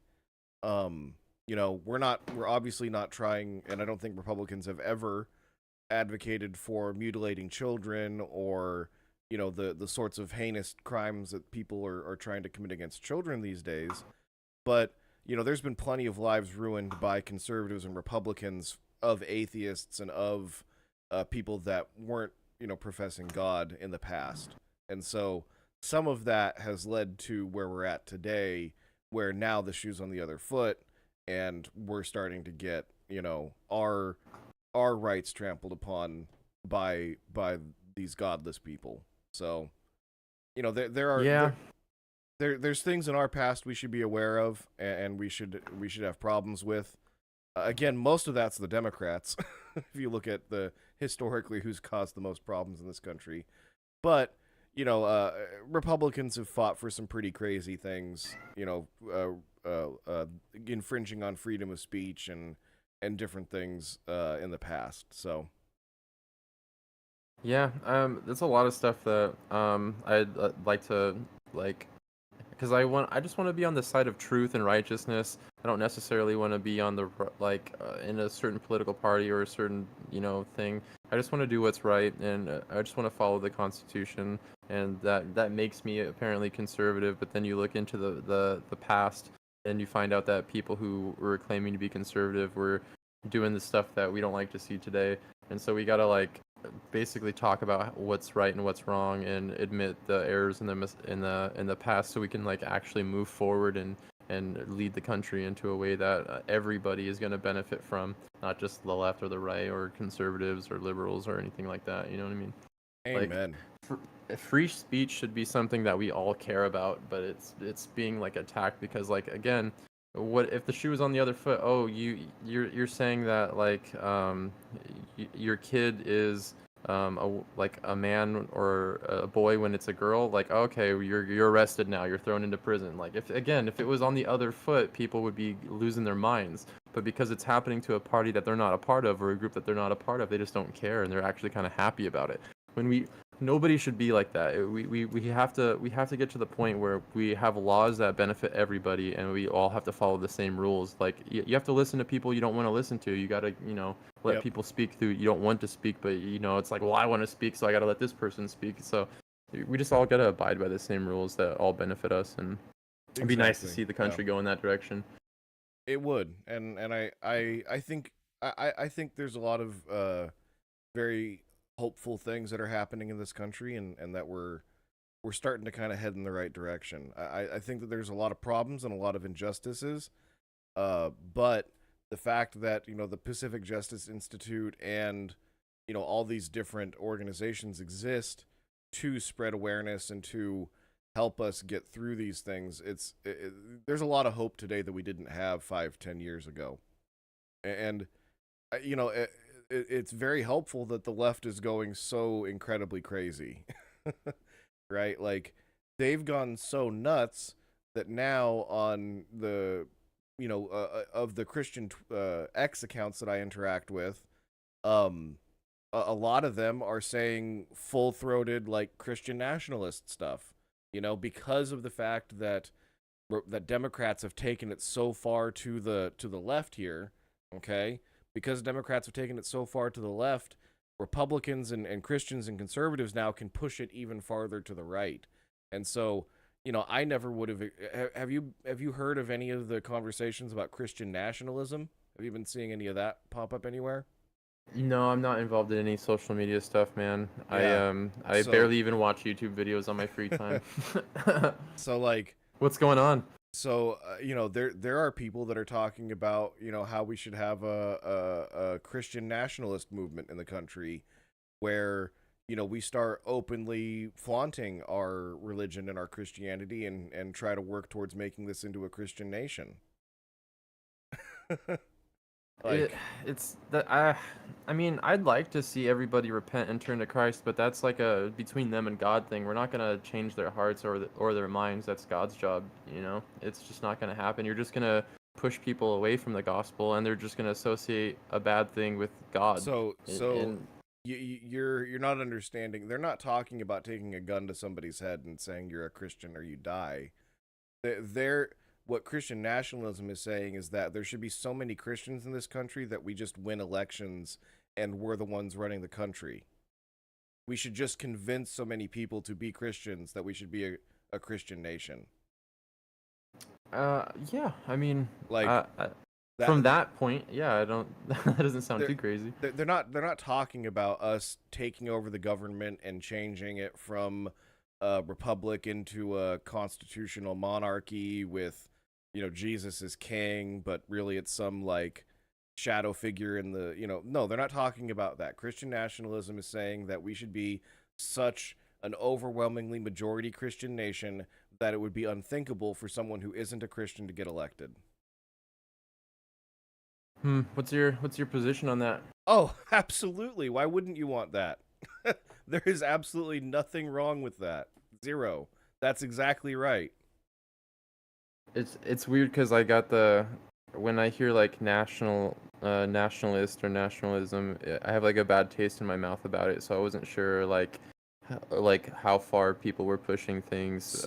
If it's just Yeah. encouraging the country to get back to its Christian roots and stuff like that, then yeah, I mean, I'm all for that, and I would like to see the country be a mainly Christian country where we yeah, like that doesn't sound bad from that perspective, that we just all come to faith and become stronger in our faith to where we're electing people who are godly and righteous. That'd be nice.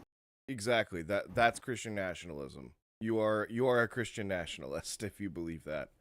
But But yeah, everybody, you think nationalism's a bad word, but what else is there? There's nationalism, and then there's what else? What other ism? Um, I don't know. Glo- Like from Globalism. what, globalism? Either you're a nationalist or you're a globalist. Those are basically your two options. So if you're not a Christian nationalist, then you're a Christian globalist, and that's got some other implications to it that we might not agree with. So, as someone who believes that there should be different countries and that we all shouldn't be one single global empire, you should be a Christian nationalist. You should want Christ to be honored and glorified in your government, and you should be pro your government, right? Especially if Christ is being honored and glorified there. And that's all. That's all Christian nationalism means. Is we just want to get to a place where Christians win, and for real this time, right? Like that's the goal. Yeah, as long as they're actual Christians and they actually believe the Bible, and it's just what you consider Christian is gonna be an issue there. You know what I mean? Because you got freaking Mormons and Jehovah's Witnesses and all the others. Yeah, well, So, and that's why that's why it's Christian nationalism and not religious nationalism or Godism or something where it could be kind of stretched out to include those people. But you can't include a Mormon, you can't include those people, especially not a Hindu, as Christian. That's clearly outside of the bounds of Christianity. So, again, it's an interesting movement. The main thing I wanted to point out is just I never thought in this country we'd get back to a place where we're having that conversation again. I remember growing up. 2008 is when I graduated high school. It was not cool or popular to be the Republican kid, and I was, because I wasn't cool or popular, but you know that it was not something that we certainly, being a conservative, being a Republican, was looked down upon. If you were to say that you were a Christian and wanted your Christian ideals to be reflected in the laws of this country, you would have been like persona non grata. You would have been the enemy as far as like everybody on that campus is concerned. Even people that were all for freedom and for liberty, they'd still be against you for wanting to impose your Christian ideals on the nation and all this other stuff. and like Anthony Oliver was it Oliver Anthony? It's Oliver Yeah. Anthony, right? I do the same. I do the same thing.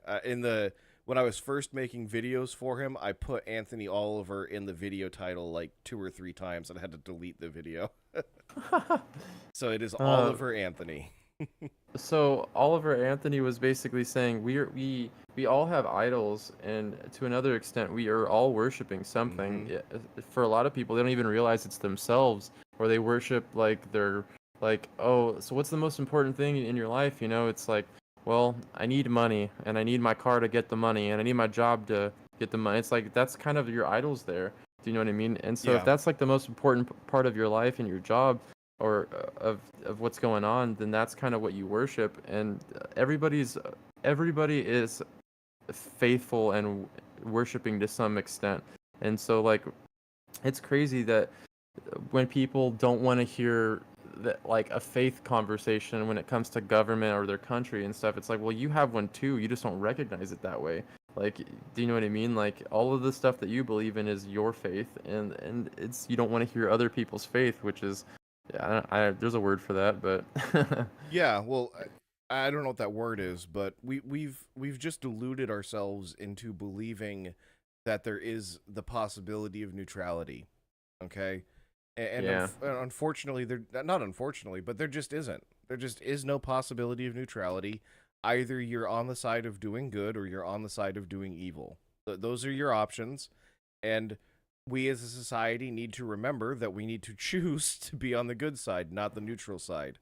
So, like, and I don't know where this belief comes from. It might have come from the Freemasons, but one of my good friends, he's a lot older than us. He's a Freemason, and I was on a trip with him, and just the like crazed like happiness that came across his face when he was describing the fact that uh Freemasons, they require that you have a belief in God, but they're very neutral as to which God you have to have a belief in. So you could be a Freemason and believe in a Hindu God. You can be a Freemason and believe in, as long as you believe in something, some greater power than yourself. And Is just that who's the friend? I'm curious. Does his name start with a B? no, but no, no, no, not that one. Another friend, who was also a Freemason. Funny enough, but just the like glee that he had at the like neutrality that we have in our society was, and basically that's where it came from. I think he was very happy that anybody can be a Freemason. You don't have to believe in just the God of the Bible. You can believe in any God, and anybody can be a Freemason. He was just very happy and proud of the fact that it was this neutral thing. And I'm just sitting there like, yeah, okay, I don't agree with you, but I'm not gonna say that right now because that's not the conversation that I want to have. But the conversation I want to have now is that there is no neutrality. The only thing I was thinking while he was saying that is there is no such thing as neutrality. When those other people are praying to their God, I don't know what they're praying to, but it's not God or a higher power than themselves, right? And so, to me, there is no joy in neutrality. The only joy that you should derive is from spreading the gospel and uplifting people and bringing them closer to God. Those are the things that we should be fighting for, and that should bring us joy when we see them come to fruition. We shouldn't. Yeah. I think it has to do with like they think that they're nicer because they don't like I don't have to have an uncomfortable conversation about how there's only one true God and you're potentially believing in falsehoods and stuff like that, because then that hurts your feelings, and it's a lot easier to be like, oh dude, we don't ruffle any feathers, ha ha ha. Do you know what I mean? And Yep. that's kind of where that comes from, and it's just like, dude, pick a side. Like you kind of have to. Like not picking a side is picking a side, and you just don't really Yep. even realize it. Yeah, you hit the nail on the head with that one. Absolutely. So, I'm so happy that we live in a time and in a society where we're actually starting to have these conversations, and where things like Christian nationalism are starting to crop up again. So, Yeah. we're now at an hour 45. Did we want to move into Bible reading for the last Yeah. 15 minutes here? Yeah, let's hit Proverbs first, and then we'll do John. Okay, sounds good. Oh, we are in Proverbs. What is it? Chapter 3, 3. and then we're Yes, doing 13 through 18. yes. So we're Proverbs chapter 3, 13 to 18. I'll read this one. You'll read John then, and Yeah, sounds good. cool. So, blessed is the one who finds wisdom, and the one who gets understanding. For the gain from her is better than gain from silver, and her profit better than gold. She is more precious than jewels, and nothing you desire can compare with her. Long life is in her right hand. In her left hand are riches and honor. Her ways are ways of pleasantness, and all her paths are peace.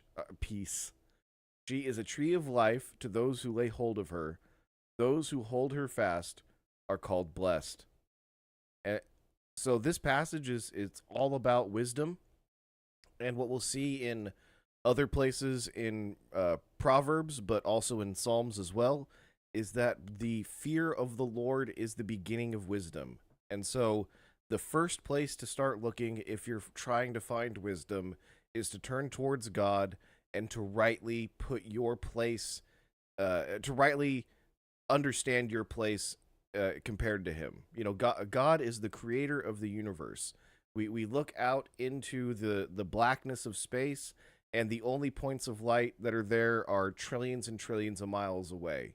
And so God is so big and so powerful that he is capable of creating that.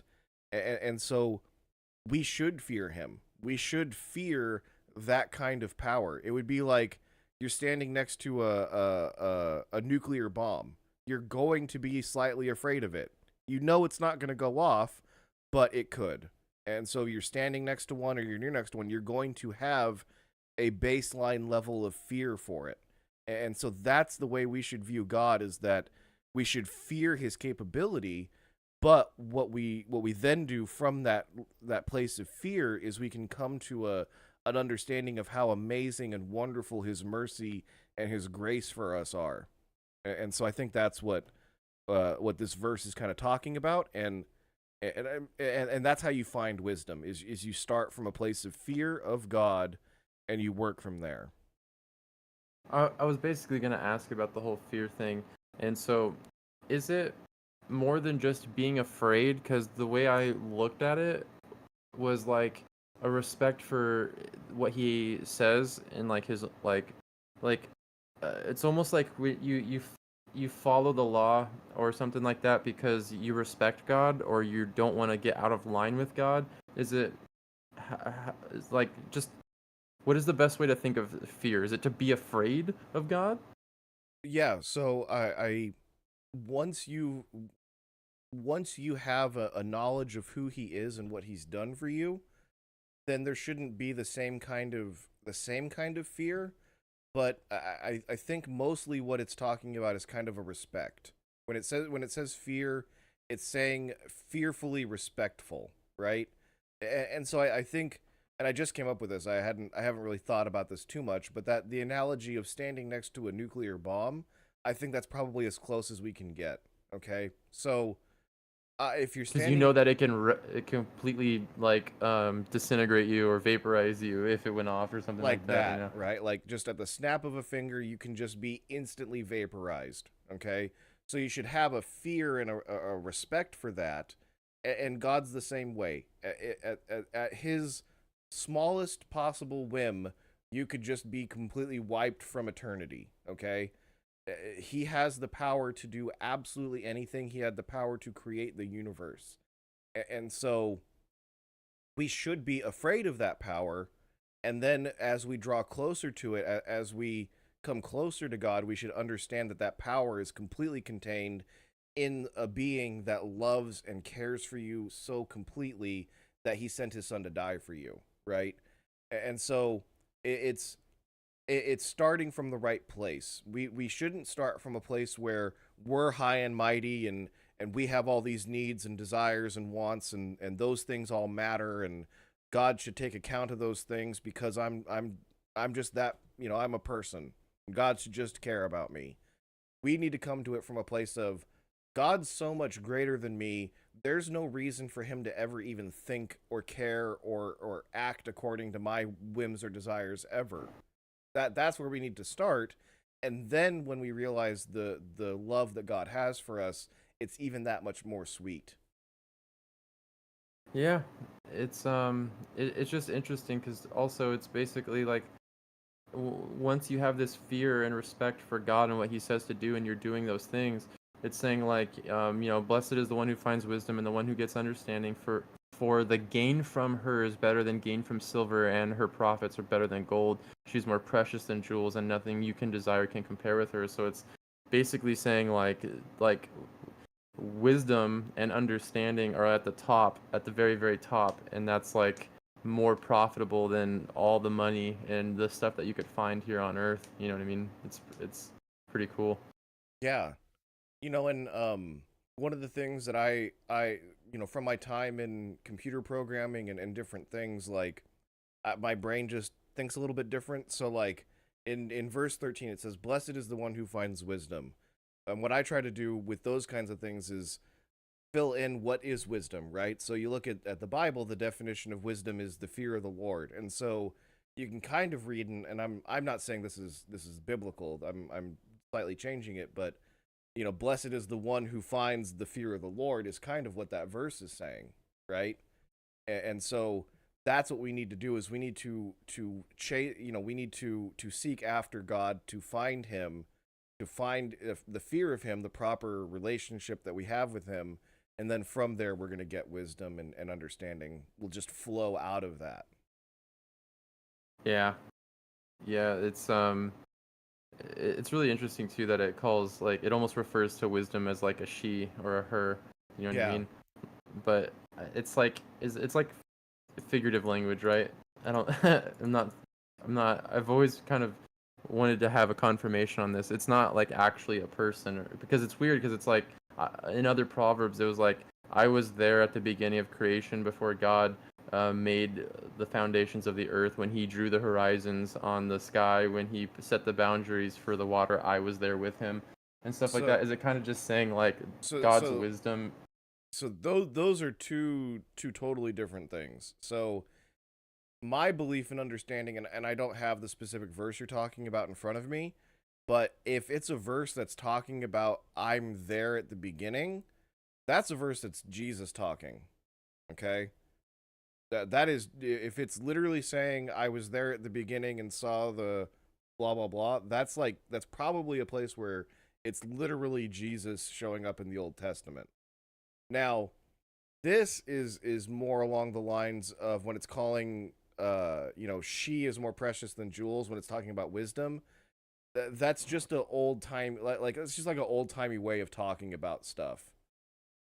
So Like it's like I don't know. Yeah, I kind of get what you're saying. Yeah. now, if you're saying that, okay, so I guess again I would need to see the verse you're talking about. If it was saying something like wisdom was there at the beginning of time and saw this, okay, that's a little bit different than it being Jesus. But if it's just a kind of like mysterious who it's talking about, and it's directly saying that this person that's being talked about saw the beginning of time, usually that's a place where Jesus is showing up. Okay. I was gonna see if I can find it really quick. But, but yeah, I'll have to bring it up next time on our next podcast. Okay, But cool. it was really interesting. My wife read all of Proverbs, and it's crazy. Like a lot of the like just stresses and stuff that I've been having. She's just been quoting so much Proverbs and telling me, "You got to read Proverbs. You got to read Proverbs." And it's crazy. I've been seeing it pop up in other people too, like Anthony Oliver, Yep. Oliver Anthony, saying that like if people would just read Proverbs, you know what I mean, it would help a lot. And like I've just been noticing it. It's just been popping up a lot lately in my life, and I think God's trying to get a hold of me and trying to say like, look, dude, read Proverbs, read my instructions and my commands. So really Yeah, cool. and I think people that, if you're struggling, if you think that you don't have wisdom, if you're looking for guidance and direction in your life, I would say that prayerfully reading through Proverbs is one of the best things that you can do, besides going and finding a mentor or someone older at a Bible believing church. Like the best thing you can do is read your Bible. We're supposed to be reading our Bible on a daily basis, and if you go and you read Proverbs, you will be blessed with insights and understandings into how the world works and how you should operate in the world that a lot of people aren't being taught these days, because we have Okay. such a lack of father figures in our society. So, Yeah, and we have a heavenly Father that's just waiting to bless us with His understanding and knowledge and wisdom, and we just have to seek Him, and what was it? The fear of the Lord is the beginning of wisdom. It's like amen. Yep. once we recognize that and like turn to Him and start respecting what He has to say, then we start to find that wisdom. Because it's y- it's like a 1-2 thing. Do you think a non-believer can read Proverbs and gain the wisdom that it's talking about in the Bible? So they will gain. There are mechanical things that they can take and put into their lives that will be helpful. I can't think of anything off the top of my head, but there's, just seeking after wisdom is a good thing, even if you're not like, I don't want to say even if you're not seeking after God, but like you will get benefits from seeking after wisdom, even if you're not actually seeking after God. That doesn't mean that's what you should be doing, but you would get benefits from doing that. Uh, but Like like, if you were reading Proverbs and seeing the stuff that it says to do and not do, and you were to follow that, but you weren't trying to like believe in God, you'd still y- benefit from the advice in the Proverbs. yes, and to a certain extent, I'd probably say that Proverbs is one of the most beneficial books, even to an unbeliever. Now, I Okay. wouldn't recommend an unbeliever read it just because of that necessarily. I would want them to obviously find God and to start fearing him first. That should be the first thing you do, because you might get hit by a bus tomorrow and you don't know that you'll ever get to the other part, right? But yeah, so if you do the things that Proverbs talks about, and it talks about a lot of practical stuff too, not just spiritual seek after God stuff. So if you do those things, you will get a benefit for sure. Uh did that answer your question? Yeah, yeah, Okay. yeah, yeah. And then All right. yeah, do we want to move over to John? Yeah, let's move over to John. We're in John chapter 4, verse 46 through 54. Okay. So, so he came again to Cana in Galilee, where he had made the water wine. And at Capernaum there was an official whose son was ill. When this man heard that Jesus had come from Judea to Galilee, he went to him and asked him to come down and heal his son, for he was at the point of death. So Jesus said to him, "Unless you see signs and wonders, you will not believe." The official said to him, "Sir, come down before my child dies." Jesus said to him, "Go, your son will live." The man believed the word that Jesus spoke to him and went on his way. As he was going down, his servants met him and told him that his son was recovering. So he asked them the hour when he began to get better, and they said to him, "Yesterday at the 7th hour, the fever left him." The father knew that that was the hour when Jesus had said to him, "Your son will live." And he himself believed, and all his household. This was now the second sign that Jesus did when he had come from Judea to Galilee.